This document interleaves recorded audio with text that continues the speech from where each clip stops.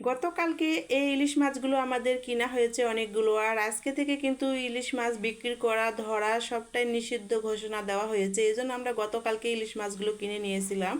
আর আমি কিন্তু আপনাদেরকে দেখাই দেবো, কালকে কিন্তু দেখাতে পারিনি, এই জন্য আজকে দেখাচ্ছি। পলিথিন ব্যাগ থেকে মাছগুলো ঢালতেছি আর এখন আমি বের করতেছি। আর দেখেন, নিশ্চয়ই দেখে বুঝতে পারছেন কতগুলো ইলিশ কিনা হয়েছে। ইলিশগুলো কিন্তু বেশ বড় না, মাঝারি সাইজের।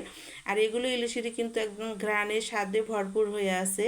আর আমাদের এগুলোই খেতে অনেক ভালো লাগে। তো তার এখানে অনেকগুলো কিনা হয়েছে, এগুলো ফ্রিজে রাখবো আর একটু একটু করে বের করে খাওয়া হবে। তারপরে মাছগুলো দেখাই দিলাম। এরপরে মাছগুলো কিন্তু এই যে দেখেন, আমার কাছে তো অনেক দেখতে ভালো লেগেছে আর আমার খেতেও অনেক বেশ ভালো লাগে এই ইলিশ মাছগুলো।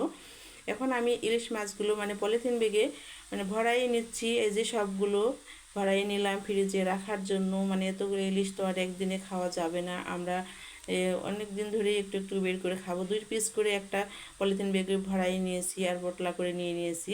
এখন আমরা ফ্রিজে রেখে দেবো। আমার ইলিশ মাছের ভিডিওটা এই পর্যন্তই ছিল। সবাই ভালো থাকবেন।